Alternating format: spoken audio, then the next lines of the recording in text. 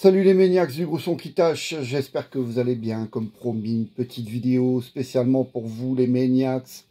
En effet, je vous propose un petit vinyl tag, donc je réponds à vos questions, je réagis un peu à vos commentaires les maniacs, on interagit comme on dit, donc ça va être cool. J'adore ce genre de vidéo où, enfin voilà, on peut débattre, et puis voilà, c'est cool.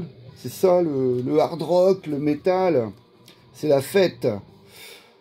J'ai écouté le nouveau titre de Coroner, Coroner qui nous sort un nouvel album d'ici la fin de l'année sur le label Century Media et qui, il y a 48 heures, nous a proposé un nouveau titre, le titre qui donne son nom au 6e nouvel album de Coroner, donc 32 ans après Green. Le titre et le nom de l'album, c'est Renewal comme Creator. Donc ouais, c'est un peu curieux. Bon, en plus, ils étaient sur la même maison de disques, Noise, ils se sont tournés ensemble, donc forcément, bon, ça me surprend cette similitude. Donc j'ai écouté ce titre et donc j'ai vu également les réactions de certains maniacs, n'est-ce pas, Alexis Nikowski, que je salue au passage. Et les commentaires sont dithyrambiques, carrément. C'est le grand retour de Coroner. Donc oui, c'est le grand retour de Coroner aux 2/3, c'est-à-dire Ron Royce et Tommy T. Baron. Il manque à l'appel Marquis Marquis. Et je pense que Marquis Marquis manque à Coroner. Il donnait une patte, un groove unique au groupe que je ne retrouve pas sur ce nouveau titre. Le son, ça me semble un peu conventionnel pour du Coroner. Donc j'en discutais avec Alexis hier, donc je reprends ses propos. Bon voilà, ils ont le son de 2025, c'est Coroner, comme il se devrait de sonner en 2025. Mais personnellement, je l'ai écouté que 2 fois après le titre. Mais je pense que 2 fois c'est suffisant pour que je puisse donner mon avis. Et j'attends la suite de l'album, non pas avec impatience, plus par curiosité. Parce que je retrouve pas le Coroner que j'ai aimé sur Punishment for Decadence, sur RIP, No More Color, même Mental Vortex, Green aussi, à ses qualités. En fait, je pensais que le groupe allait reprendre là où il avait laissé les choses en 93 avec Green. Mais non, c'est pas du tout ça, c'est du trash. Je trouve ça trop conventionnel, donc pour du Coroner. Ça me rappelle même parfois un peu le son de la Béaria, mais bon, ce n'est que mon humble avis, hein. La seule chose qui peut se rapprocher le plus de Coroner, bien sûr, c'est la voix de Ron Royce qui reste inchangée. C'est d'ailleurs à ça qu'on reconnaît Coroner, mais non, il n'y a pas que ça, quoi. Donc pour moi, ouais, Marquis Marquis manque cruellement au Coroner version 2025. Ok les maniacs, sur ce Tough Baby, que je salue également, je salue tous les maniacs, me demande si je connais Intrinsic. Bah oui, donc en fait j'ai la chance de connaître ce groupe. En 2015, ils sont sortis un album qui s'appelle Nails, 2005 pardon.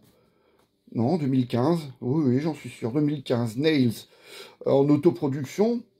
Et le guitariste du groupe, Mike Mellinger, on était en contact via Facebook, et sachant que je faisais une émission de radio, il m'a demandé si je pouvais faire un peu de promo, il m'avait envoyé des liens MP3, donc j'en ai diffusé, voilà, et puis je suis tombé sur cet album, il y a 3 ans, au Metal Market de l'Alcatraz, décidément, on y revient, et ouais, c'est du heavy metal US, donc heavy power, milieu des années 80, mais je pense qu'ils ont un peu, ils ont un train de retard en fait.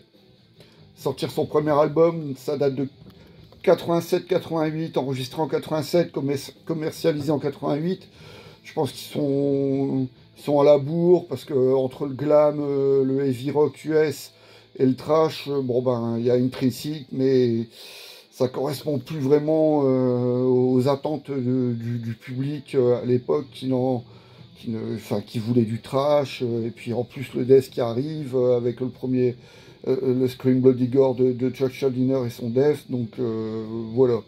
C'est correct, mais je comprends aisément pourquoi ça n'a pas fonctionné Intrinsic. C'est pas mauvais, hein. Bien sûr, c'est pas mauvais, mais à l'époque, c'était bon, ben voilà, hein, c'était super important, l'évolution, il fallait suivre le mouvement, quoi. Alors, ensuite, Max FE, puisque je suis de Lille, est-ce que je connais, est-ce que je fréquente des bars et salles de concert lilloises, excepté bien sûr le Black Lab et le Splendide. Je connais la Brad Cave, où j'avais été voir Messe Mortuaire il y a 2 mois. Mais je t'avouerai que non, voilà, ça c'est vraiment les incontournables, hein. Brad Cave, pour les concerts plus underground, et puis bon après bien sûr donc le Splendide, le Black Lab et l'Aéronef également, mais qui est une salle de près de 1500 personnes je pense. Mais ouais, faut aller en Belgique en fait, à Courtrai, il y a des petites salles aussi qui sont bien. Et donc il me demande mon avis sur le concert d'Iron Maiden, donc je n'y étais pas. Donc apparemment, tu as un avis mitigé entre la satisfaction de les voir, encore une fois, et puis le lieu dans lequel le concert s'est passé, avec une acoustique parfois pas terrible. Donc ouais, bah écoute, moi j'étais vraiment intéressé uniquement pour voir le remplaçant de Nico McBrain. Ça m'aurait bien plu de voir Iron Maiden avec son nouveau batteur, Simon Dawson, qui a joué dans Dirty Beheaded, et bien sûr British Lion, le side project de Steve Harris. Mais ouais, j'aurais voulu voir ce que ça donnait, parce qu'on a tellement écouté Iron Maiden, bien sûr avec Clive Burr, mais bon, surtout avec Nico McBrain. Il est resté dans le groupe pendant plus de 40 ans, et il a enregistré les grands classiques et tous les autres albums, donc il avait un son, un style, une patte immédiatement reconnaissable. Je voulais voir ce que ça donnait avec le nouveau batteur, que ce soit sur les titres comme Murders in the Rue Morgue, interprété à l'origine par Clive, que sur les titres de Nico McBrain. Mais bon, le peu que j'ai vu en live, ça me semblait ouais, peut-être un peu plus méchant, hein, un peu plus rentre-dedans. Voilà. Tom, fais-nous une vidéo pour nous parler de ton parcours à la batterie avec une démonstration. Mais non, Tom, ne t'emballe pas. Je ne suis pas batteur, je joue de la batterie, donc j'ai jamais pris de cours. Je suis autodidacte. J'aurais pu faire un très bon batteur dans un groupe de rock, hard rock. J'ai d'ailleurs participé à un tribute à CDC le temps de quelques concerts et je me suis vraiment éclaté. Non, je serais incapable de jouer la batterie, je suis complètement rouillé. Ça fait 10 ans que j'ai pas touché une batterie, et ouais, je vais me retrouver devant le kit complètement rouillé, et ça serait plus ridicule qu'autre chose.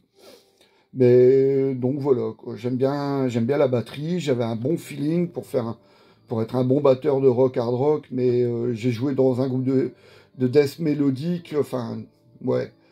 Death metal old school mélodique, mais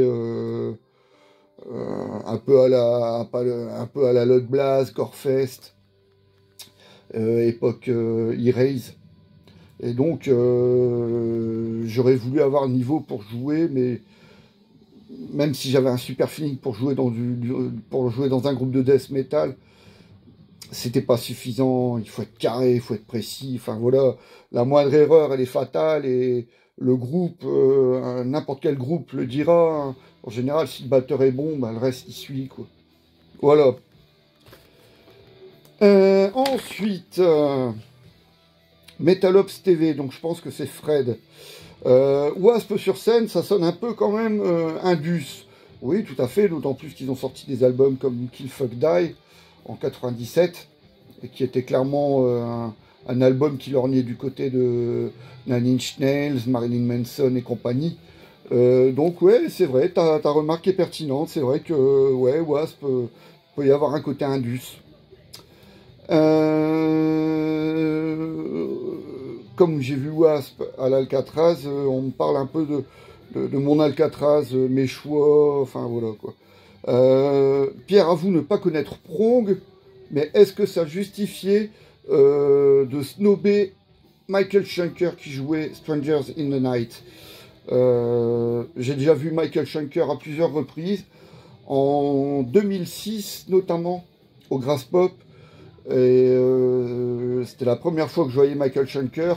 C'était pas génial. Je l'ai revu ensuite au Splendide de l'Île Five en 2014 avec Herman Rarbel et Francis Buchholz, donc la section rythmique de Scorpion. Et j'ai trouvé ça vraiment super. Mais bon, enfin voilà, je réalisais un rêve de gosse en voyant Michael Schenker, que j'avais déjà vu, mais surtout Francis Buchholz et Herman Rarbel, le bassiste et batteur de la grande époque de Scorpion, de 77 à 92, puisque Francis Buchholz a été évincé en 92. Mais donc voilà, c'était la grande époque de Scorpion et j'étais comme un gosse, je me revoyais dans ma chambre d'ado à écouter Tokyo Tapes, quoi.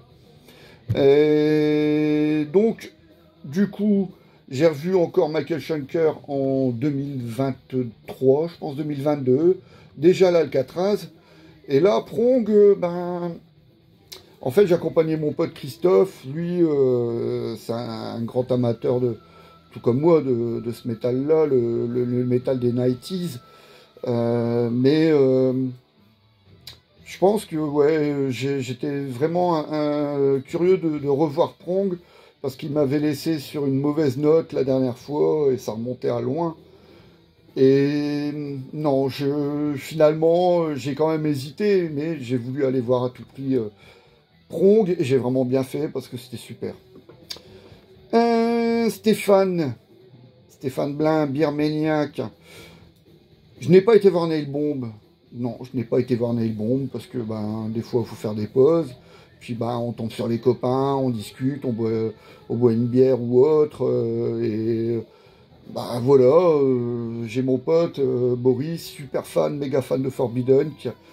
Il était pas tombé en embuscade, mais il a préféré discuter avec un pote. Et puis, il n'a rien vu de Forbidden. Donc moi, ben, Nailbomb, ben, j'ai raté Nailbomb. Ouais. J'ai raté Nailbomb. Et Francis qui me reproche de ne pas avoir été voir les Helicopters. Ben ouais, Helicopters, je suis pas un immense fan, donc même avec tout le respect que j'ai pour Nicky Anderson, j'ai déjà entendu certains de leurs disques, hein. Mais ça, non, non. Helicopters, c'est pas ma tasse. Eric Galou, à quand les t-shirts Maniacs? Bah écoutez, si d'ici... Allez, lundi prochain, donc ça vous laisse samedi, dimanche, allez, mardi, je fais 3000 vues, j'y pense sérieusement. Mais pour le moment, je pense qu'on n'est pas assez nombreux. Si vous êtes intéressé pour avoir un t-shirt Maniacs, commentez, hein, mais faut voir, faut voir. Ça peut être super intéressant, ça me plairait évidemment. Emmanuel Z, on parlait de Death. Qui nous dit ouais, on parle pas assez de Chuck Schuldiner et son death. Bah, en fait, je pourrais proposer une vidéo, mais il y en a tellement des vidéos de death sur le net, des vidéos qui expliquent le parcours de Chuck. Et moi, je suis pas suffisamment fan. J'aime beaucoup la première période, la période la plus brute, disons jusque Spiritual Healing avec la section rythmique Terry Butler et Bill Andrews. Et quand ils sont partis, ou plutôt quand ils sont fait virer, et que Chuck a fait Human et Individual Thought Patterns, il est parti dans une veine plus technique qu'il avait déjà amorcé avec Spiritual Healing, mais je pense pas que Bill Andrews, avec tout le respect que j'ai pour ce batteur, hein, je le trouve excellent, et son style ici à merveille sur les albums Leprosy et Spiritual Healing. Mais je pense pas qu'il aurait eu le niveau pour enregistrer Human ou Individual Thought Patterns. Donc, ils ont changé de batteur, ils ont pris des batteurs plus techniques. Il y a eu Gene Oglan d'ailleurs sur Individual Thought Patterns, donc ça me plaît moins. Après, il y a des bons morceaux, hein. Sur Human, il y a Suicide Machine, et sur Individual Thought Patterns, Inhuman Form, je l'adore ce titre. Mais je préfère les trois premiers, en fait. Et d'ailleurs, j'ai vu Death en concert. Oui, je les ai vus une fois. À Trèves, pendant mon service militaire. C'était le festival Full of Hate au printemps 95. Donc, outre Death, il y avait eu Hate Squad, un groupe de groove metal allemand, qui avait sorti 2 albums à l'époque, IQ Zero et Theater of Hate. Pause les Maniacs. Yes, les Maniacs, me revoilà avec donc Hate Squad qui ouvrait le festival Full of Hate dans une veine groove metal bien en vogue en cette année 95, donc Pantera, Machine Head. Il y avait eu également Grave, donc c'était époque Soulless, Gorefest, époque Erase, Unleashed qui venait de sortir leur 4e ou 5e album, Victory, et donc Death en tête d'affiche pour l'album Symbolique. Et soyons honnêtes, même s'ils avaient joué des vieux titres, hein, je pense qu'ils avaient joué d'ailleurs Spiritual Healing pour commencer, c'était waouh, la grosse claque. Mais j'ai préféré nettement la prestation de Gorefest qui a vraiment été impressionnant ce soir-là. Voilà pour Death. Samo, une vidéo où j'évoque des pépites cachées. Ça a déjà été fait, Samo.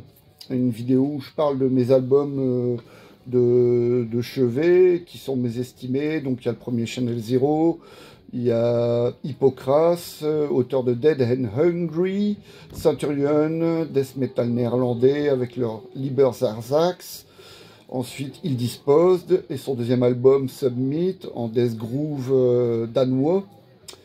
Et ensuite, Channel Zero, Il Disposed, Centurion, Hippocras, Stamping Ground, super groupe de hardcore metal bien méchant entre Slayer et Madball avec leur album de 2002-2001.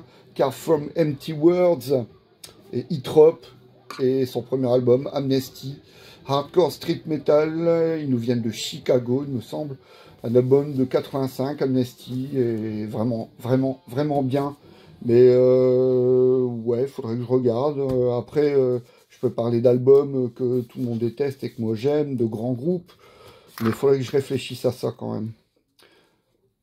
Jean-Marc de Paris, où achètes-tu tes t-shirts?